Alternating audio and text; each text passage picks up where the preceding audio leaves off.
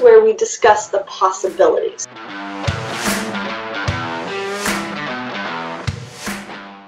Hi guys, I'm Joe Klimczewski, founder of The Diet Doc, here with Dr. Jennifer Souders, who happens to be our medical director. But Jen, I would love for you to introduce yourself a little bit and tell people who you are. I will start by saying we got to know each other through Michael Landon. You're in Seattle. He's one of our program owners in Seattle. And just in the previous episode, because I interviewed him, your name came up a few times. And so we had this schedule, didn't have a plan that you were going to come on exactly right after him, but it worked out with perfect serendipity that you are here. And I want everybody to know how well-rounded you are and why you fit in so well with our company, because your background is in anesthesia, in pain medicine, in addiction medicine. You have strong leanings toward bariatric medicine, but you're also kind of a meathead. You love to work out. You have competed on bodybuilding stages. Correct me if I'm wrong, but I think you have recent powerlifting world records, or at least titles of that nature. So tell us who Dr. Souders is. Souders, I'm sorry. All right. Well, that's a heck of an introduction. Thanks for having me on, Joe. I totally appreciate it. I'm excited to spend some time with you and everybody else. So yeah, obviously I'm a physician. I'm with the Diet Doc as a medical director. I do, as you said, have a background in anesthesiology and in addiction medicine and in pain medicine, and I am totally a meathead. I began training at age 14, and I started with boxing and martial arts. I've been a fencer for over a decade, but yeah, I've hit the bodybuilding stage, and yes, I did just recently get my certifications of not one, but actually 4 world records earned last year in 2 different age classes. It's amazing. So that's been a great trip. I love powerlifting. I really love the whole wellness health aspect of the interplay of diet and training and mindset in particular. One of the things I try to work with my patients with, people who have chronic pain or people who are battling addiction, is thinking about how they think. And while I'm no Dr. Corey, and who in the world is, right? There's a lot of perspectives that we share, and a lot of things I've learned from her, and a lot of things that we really connect over. And I think that that's an important perspective to look at. We often talk about sort of the nuts and bolts of trying to diet and to maintain our health. But we have to remember too that a sense of awareness is really important, and self-awareness is something, it's like a muscle. You've got to flex that too. So it would be really cool if we could talk a little bit about sort of flexing those mental muscles today, along with some other topics. Yeah, I know you eventually want to get into the down and dirty aspect of intermittent fasting and some of the new ways that people are experimenting with diet, but you just made a great connection, because as a pain management specialist and even addictive medicine specialist, you have to see some overlap between that and the will, the strength of mind that it takes to diet and to stick to something like that. So some of the things that you might tell somebody who is just being ravaged by chronic pain, and there's this stalwart aspect that you have to maintain, that has to have some translation, don't you think? Oh, absolutely. One of the big problems for a lot of chronic pain patients is they have overweight. I mean, they have pain from diabetes, so they may have neuropathy pain. They have arthritic pain, people who are overweight. I think it's not a secret. I think it's pretty much general knowledge. If you're overweight, you're going to have back pain, hip pain, knee pain. So some of these people have to diet as part of their treatment.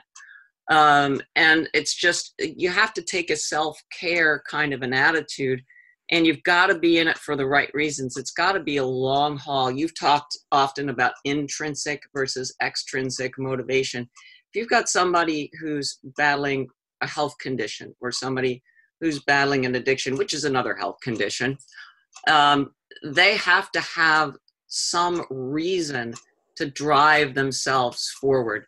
It's not going to be because somebody else says they should. I can tell patients they need to lose weight, and we can talk about their attitudes and their strategies and what they can expect. But if they are not either willing or capable of mustering what it takes cognitively, emotionally, with their social support network, they're just not going to be successful. And that's what's great about Diet Doc, is because we're really addressing all those other needs. And that's really important. I find that in the clinical practice, really, I spend more time now getting to know people in their life. What's your life like? Talking about how they think about things, how they approach things. A lot of people haven't even thought about how they think. Right. So true. So you mentioned intrinsic goals, and you knew my intent, and we're going to go up on that one. And you did that on purpose to get me excited about this, I know. But let's go back to when you're 14 years old and you're lacing up those boxing gloves for the first time. What kind of a physique or body type did you have? And did that have anything to do with your goal intrinsically of wanting to become athletic, lift weights, do something? What was life like for you at that point?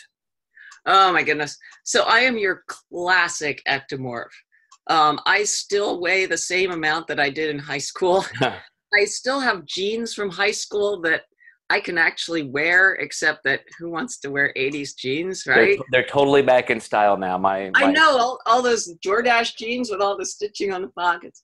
My 16-year-old daughter is actually wearing her grandmother's jeans right now and loves them. That's awesome. So you're good to go. So yeah, I've always been small and skinny. I was a preemie. I was the smallest kid in kindergarten. I was suspended. I was suspended from school the first day of kindergarten, less than 45 minutes into class, for fighting because I was little and I got picked on. I solved that with a baseball bat in kindergarten, and that wasn't really socially acceptable. I love you even more right now.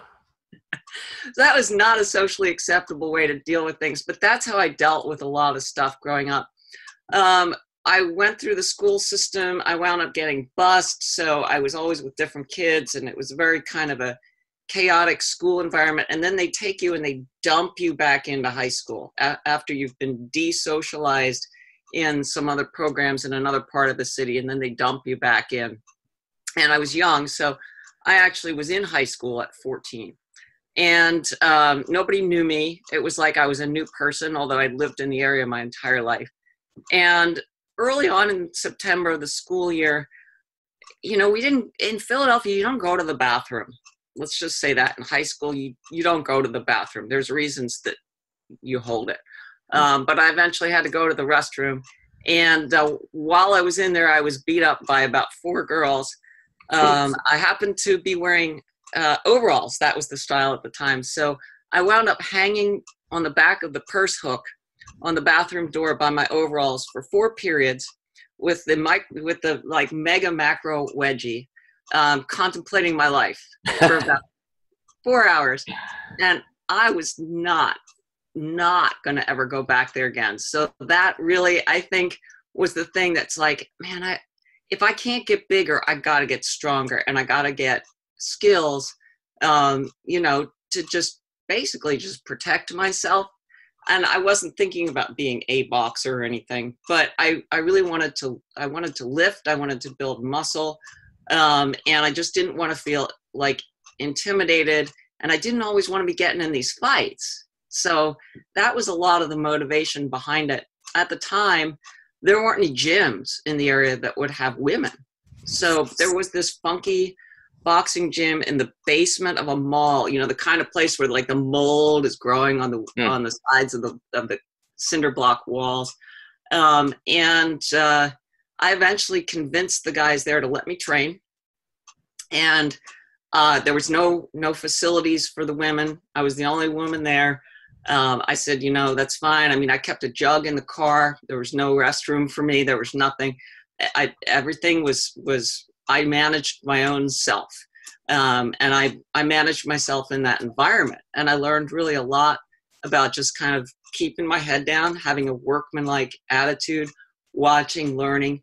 And eventually the guys would, warm up to you. And it was one of the really interesting experiences of my life, because I learned a lot about myself and how I feel when I'm stuck in myself in a really unusual environment. And I learned to pay attention to myself mentally, emotionally, physically. And I learned to pay attention to other people and learn a lot about interactions with folks. So that may have shaped a lot that went on for me following that. Without a doubt. It's one of the greatest universalities of life, I think, is we all face some level of adversity and we can let it crush us. Or you can, as you said, learn from it, channel it, and look back at some point and see how that shaped you with some skills that you're very fortunate to have. So I would love to segue that into what our topic is going to be, which is looking at forms of eating that I think in today's culture, we're always after what's the most, quote, natural or the best. We use phrases like, well, this is how Paleolithic man ate, so that must be how we should eat today, which there's no basis for whatsoever. But we're looking for that thing that's, quote, right. And sometimes it's listening to our physiology. Sometimes it's trying to match it flexibly to our social context. But things like intermittent fasting have come along and time-restricted eating. And I think people are more open to that now, because not only have we just kind of swung the pendulum over from grazing and 6 meals a day to something extremely opposite, but it's looking for kind of those rhythms in life. Would this be easier for me if I only had to worry about eating a couple times a day and then not think about food? Would that be easier for me? Would it be, as I said, quote, more natural? So you're an ectomorph. So physiologically, this may or may not be appropriate for you, may or may not be appropriate or best for your goals. But have you had any experience with it personally? Absolutely, quite a bit. Okay, and tell me all about it. Okay, so I actually started, I guess, intermittent fasting before it was a thing. Mm-hmm. So when I was young, I just never liked breakfast. I just didn't. I would sit in the breakfast room and I'd read the box of cereal. I'd play the games on the back of the box, and I'd push the cereal around and I'd play with it, but I didn't really feel like eating it. And when I did eat it, I felt crummy, and I would go to school and I would just feel like dead, just dead. Like I wanted to just go to sleep. And I was ornery too. And I was already ornery, so I didn't really need to add to that. Right. And then I would get hungry, and I would get hungry at what was inappropriate times. It's a school, it's a structured situation. Well, it isn't snack time, but you're hungry and you can't concentrate, and you're a kid that's restless and a troublemaker to begin with. That's not a good recipe for things. And I just never really liked it. I was raised, my mom, later on when my mom was a single mom raising us, my mom has always had this similar eating pattern. She was in retail and business forever, and she likes to eat her breakfast. When she gets up, she is hungry, she eats it, but then she doesn't eat again for probably 12 or 13 hours. She's kind of like that Jack LaLanne pattern that you talked about earlier. Breakfast, dinner, nothing in between. Never missed it, never found it was unusual. That worked for her. She didn't feel like she needed to eat. If you put food in front of her, she wouldn't eat. Now, I wouldn't recommend IF for children, even though I sort of started IFing as a child, because there's a lot of developmental stuff that goes with that. But it was a listening to your body thing. There was no intermittent fasting. Mm-hmm. I sure as heck wasn't worried about weight loss. Right. I wasn't worried about my nutrition or my health or anything. I just felt like garbage. And so with my mom just being someone who always listened to her body, she did not encourage or discourage anything. But when we would do things that reflected that we as kids were listening to our body in a way like that, she didn't discourage them. And she didn't say, no, you have to, you have to eat, or you're, things will go bad. I mean, she encouraged us to discover what really worked for us and embrace it and learn to live with that. So I would prefer to eat lunch, and my mother never preferred to eat lunch, but we learned from each other. We respected those differences, and we kind of, I think, helped to teach each other a little bit over all of these years about eating patterns and about natural type of body rhythms. So I think when we talk about intermittent fasting or time restricted eating, we know that there are many different time frames that one can apply. I mean, people do, they do fasting for religious reasons, Ramadan fasting, millions of people.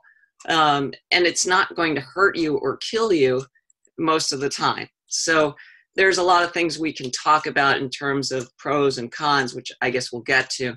But I think in general, when we're talking about people having natural rhythms of their body, I think it's important for someone to understand when do they feel best? When does food energize, vitalize, add to their day, make their performance better, make their intellectual capacity better, make their energy patterns better? And when does it hit that other side of our homeostasis where it's the rest and digest? And people, I think body type, I'd like you to touch on this a little bit more, but body type does have a big influence. For myself, as a skinny little ectomorph, I have a very strong rest and digest response. So when I eat, I have to actually plan kind of for downtime. Mm-hmm.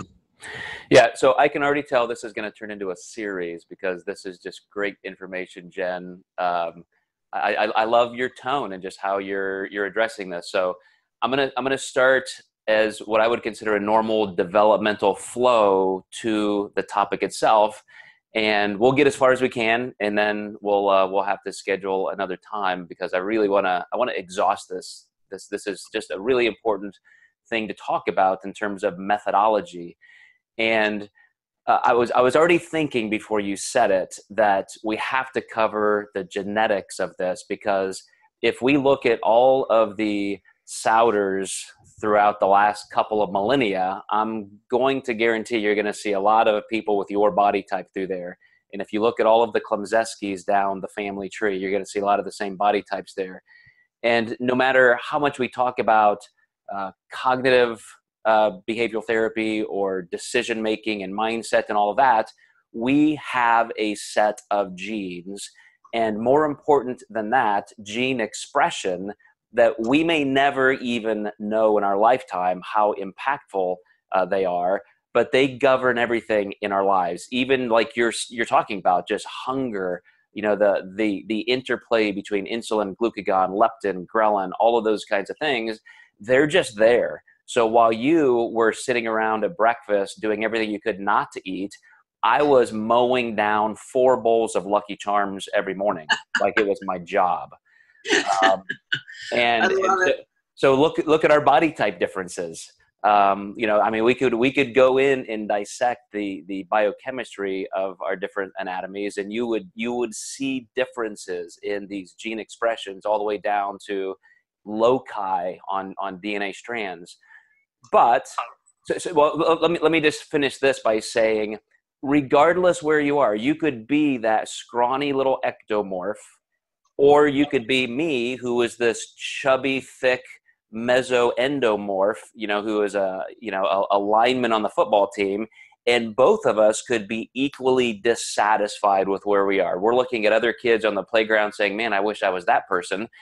And we're going to spend our entire lives fighting against our genetics if we're not totally satisfied. And that's not a bad thing. Like I said, that can be the compulsion that drives us forward to something better.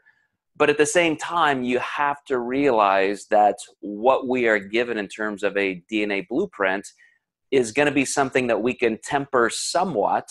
And we should, if it means better health, better happiness, and everything that comes with that. But there are going to be different strategies that work for different people. So intermittent fasting may work well for you because it allows you to get this massive food dump which gives you a certain amount of energy. Your body doesn't necessarily have to worry about the efficiency disparity, because we store food, store energy much easier than we then use it. We're always looking for those instant substrates in our bloodstream through digestion. So you might be built, so to speak, to do intermittent fasting, where you get this massive amount of energy storage, and then you're just like a top spinning off into the distance forever. And maybe somebody else with the same genetics, might like other ways and figure that out. But that's what I want to get to is based on our genetics, are there different ways of eating that could be right for us, or can we manipulate those different ways of eating regardless? So it's an endless, almost circular reasoning when you go between genetics and humanism to behaviorism to psychoanalysis and mindset and all of that. You just can't say I'm a student of one thing and this is how it all works. It's all this constant dynamic loop. So with that, first of all, tell me what your thoughts are when it comes down to genetic determinism with things like our health and even physique phenotype. Yeah, so I think it's obviously a very important topic, and I think it's got a very strong influence. I can just use my own family as an example. So I am the product, both of my parents were married and divorced, married each other. I was their only child, divorced. And so it's really fun to look at the genetics in my family. So I have a brother with my mother. We are all ectomorphs.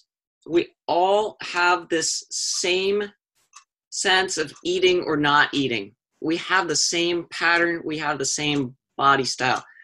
We are absolutely, completely different than the Souders on my dad's side, where I have multiple relatives struggling with massive obesity. And we're talking like, morbid obesity. And then others who are normal weight. And so I think it is really interesting, because one of the things that we know about genetics is you can get a dominant and a recessive, right? And the dominant will usually have the effect over the recessive, and so the expressed phenotype will usually be reflective. But when we look at genetics, we also know that there's a thing called penetrance. And so certain traits will still penetrate through, either from the recessive, or the dominant will not necessarily penetrate as much. So we're really a mixture of what we get. And I think it starts in the womb. There's been a lot of research now that has shown that infants who are born of diabetic mothers are more likely to be obese and diabetic and have the onset earlier in childhood. And some of that is probably the biochemical messaging and the whole entire hormonal milieu that baby is developing within. So there's that. We have our epigenetics. So we have our exposures in our lifetime. You could take someone who is a guy like yourself who has a good appetite, who's really capable of building muscle, but also maybe too capable of building fat, and you don't like that. But if you were exposed in childhood to childhood hunger, and undernutrition, you might have an even greater source of obesity later, because one of two things would happen. Either you would develop and adapt eating strategies based on your environment and your lack of food, or when you were finally exposed to adequacy, to bounty, to no more shortages, you may not have the cognitive processes and the life experience to control that. So we have so much that we look at, which is a very complex situation. And then there's the other factors, people who've had trauma in their lives. Addictions are common. We talk about food sometimes bubbling over into an addictive substance. I don't think it truly is. It's food. But people can behave with it similarly. I think there's quite a bit of exposure to various traumas that make people more vulnerable for addiction. That is certainly well documented. Mental health disorders are certainly well documented as tied in and co-occurring illnesses. But what we really don't have as much depth of is understanding whether some of those traumas or other exposures can manifest in how we express our genotype in terms of our body habitus and our food patterns and our mental constructs with how we nutrient derive or nutrient supplement or how we actually even take in our nutrients and utilize them, and what our cognitive processes are. So it's super complex. I actually just got a book on nutrigenomics. So I'm going to be digging into that in the near future. We may have some more stuff to talk about, but I'm not going to go into it today because I'm just cracking the covers, and it's going to be a wild ride. Yeah, as you were saying that, it made me think again of how not only do we have our genes, but then we have promoter genes, and then you have genes that control the promoter genes, almost like CRISPR. When you were talking about epigenetics, we have genes that can go actually splice parts of our DNA and transpose that. And that's how evolution can happen so rapidly. We tend to think anthropologically that, well, it takes, 10,000 years, 20,000 years, and that's just a blink of an eye evolutionarily. And that may be true in some scenarios and how a species behaves or something like that. But you can have pretty dramatic changes in one generation, even in your own lifespan. Like you said, in utero, certain environmental trends can completely change your life just from the DNA, forward.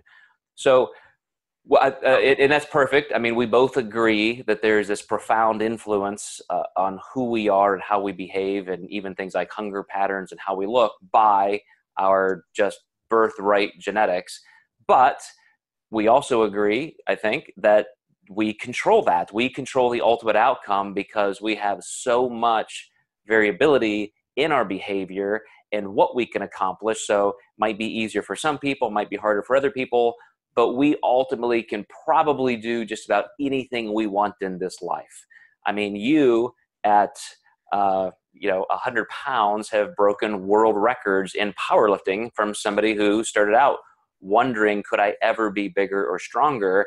I bucked the trend of my family. I have had siblings and aunts and uncles and even my father who have been 100 pounds overweight or more, a lot of morbid obesity. And that's how I started out my life, but I maintain a much more narrow range in my own health life, by pure will.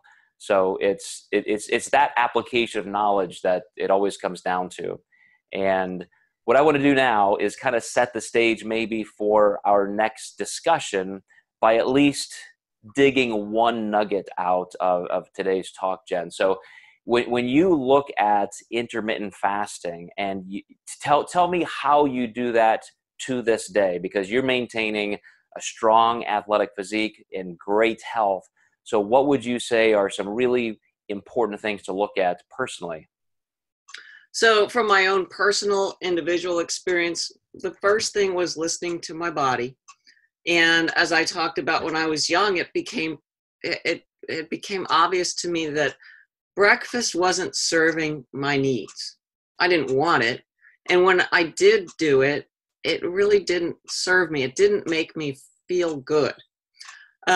We've had this discussion about pizza. Why, pizza is like as addicting as crack cocaine, but why don't I eat pizza? I'll eat pizza at home in Philly at my favorite pizza joints in some places, but most of the time it makes me feel lousy, and it's never as good. The anticipation is always high, but it's never as good as it feels bad after the fact. So what I do is I try to maintain a sense of awareness. So if I am constantly not wanting to eat at a certain time of day, it bucks my nature. And I think my body's telling me something. If I just don't want to eat at a certain time, then there's probably a reason. Even if I don't understand it, why don't I behave in a manner consistent with that and take notes? So I think we all, if we're tracking macros, that's great. But I make a ton of notes in all of my workout logs and in all of my nutrient logs. And I track how I'm feeling at certain times of day. I track how I'm feeling with certain foods. I track how I'm feeling with certain combinations. This has all been really super important for performance, but it's also just been increasing my sense of awareness, getting curious. So if I need to eat something in the morning, there are times when I do. When I'm at a powerlifting meet, do you think I'm skipping breakfast? I am not. But I also know that breakfast of the wrong type will absolutely not serve me and will not be performance enhancing. So there are times to take trial and error well before that meet. Learn what your body can adapt to, what serves it, make notes about how you feel, and then generate a plan for yourself based on your experience. Do your own little science experiments. You talked about this. You did a fasting experiment, did you not? Yeah, a couple of different times. Pretty long. Like one was for 6 months, or fasting. I thought you were saying something else.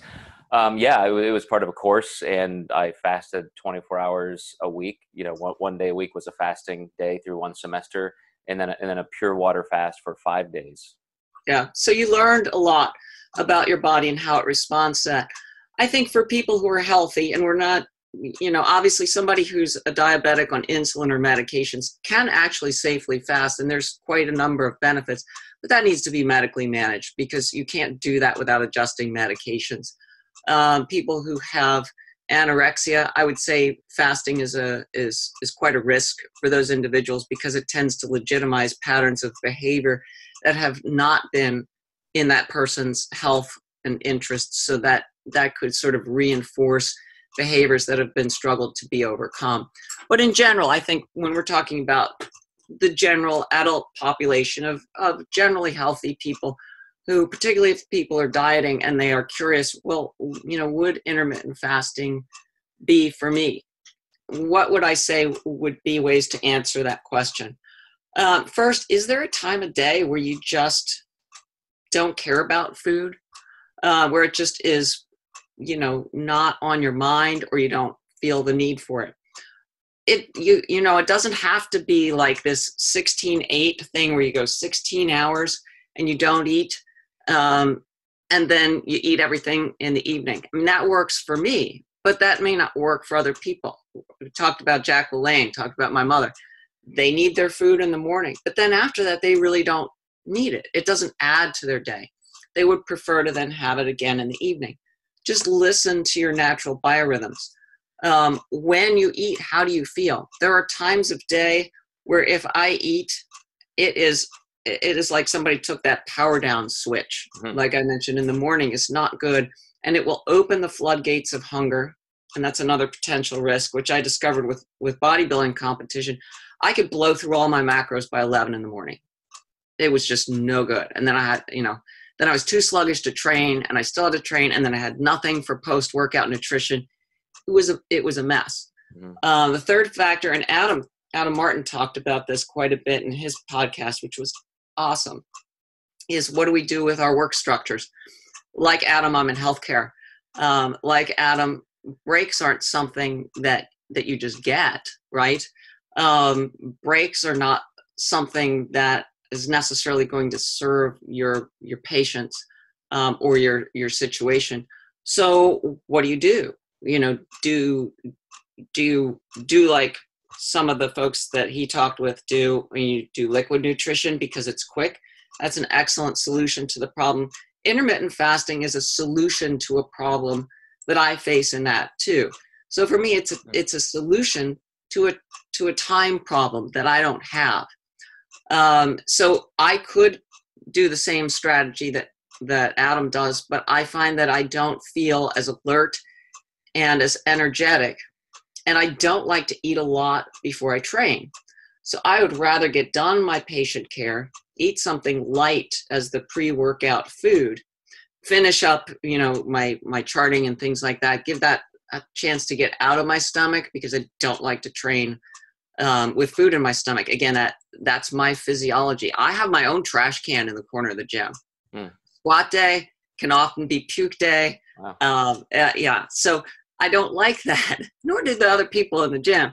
So again, listen to yourself and know what can you take, how much can you take. You guys have talked about this quite a bit. Corey's talked about what she does with her pre-workout nutrition. I think everybody, again, needs to experiment a little bit and really take notes and keep them, and find out not just what the food is, but keep track of the circumstances. What was I doing? If I was doing low impact, steady state cardio, I don't need anything for that. But if I'm going to do heavy squats, well, can I do them fasted? A lot of times, yes, I can. But a lot of times that doesn't serve my best interest for performance. What I have found about fasted training that has served me is if I have a 2-hour weigh-in, I know exactly how I perform fasted, dehydrated, at my worst. I know what I can do. I am not freaked out about it cognitively before a meet. No big deal. I'm not going to get into that psychological problem. I know I can just go in there and I know what I can do. If I eat, I'm like Superwoman. It's amazing. Mm-hmm. So if I'm actually eating before a meet and I do it right, I mean, it can be a 5 to 10% strength improvement. It's unbelievable. Right. And that's one of the things I want to cover when we get into another session is all of this is very important in finding what works for you in a sustainable way. But for those people who are very performance minded, what's the best? I can modify and concede on some of these points in my social life and work life if I know that's going to give me the best. So that's one thing I want to end up talking about. Then we're going to dip into Corey's sphere a little bit and talk about what, kind of the antithesis of what today was about. If I had to summarize everything you just went over, it's the cognitive approach. It's using your neocortex to say, let's take notes, decide what works best. How do I feel? I'm really going to make some executive decisions based on how the outcome is going to serve me best. But you also have this thing behind the cortex called the limbic system saying, oh, no, you want to eat now, especially because there's a lot of cortisol and you're under stress, so let's eat. And the anterior cingulate is kind of the highway between these two systems. And there's this constant swirl of information going back and forth. So I would agree we can train ourselves best by being very observant and scientific, and let's take some great data and make decisions based on evidence. But we can't always do that because we are driven by emotion and other factors. So we're gonna get into a lot of stuff, but I'm gonna have to call a timeout here, Jen, because we're gonna run out of space. But this is fascinating because you're not only a very profoundly caring and intelligent physician, but you've got this wealth of knowledge as an athlete. I mean, starting all the way back from your early teen years to breaking world powerlifting records. I mean, that cannot be understated. What an accomplishment. Well, Joe, yeah, this is super fun. So, yeah, and you're right. I think I alluded to the fact that it's not just simply doing a controlled trial with your body, but you have to tap into how you feel. And that's getting into Coreyland. That's definitely a fantastic topic because it's like this scale. Yeah, you put too much here, you must pay attention to both sides of the equation. Yes, the neocortex, and yes, the reptilian parts of the brain too. Absolutely. Would love to talk more about that. Be super exciting. Well, we're going to get that on the books, but for now, I'm going to have to say goodbye to Dr. Jennifer Souders, the Diet Doc Medical Director, and covering all of the entire Pacific Northwest with every kind of medicine it sounds like you need because you have all these specialties. Not quite, man. Not quite. All right. Well, until next time, thank you, Jen. And for you guys listening and watching, we appreciate you as always, and we're going to catch you next time.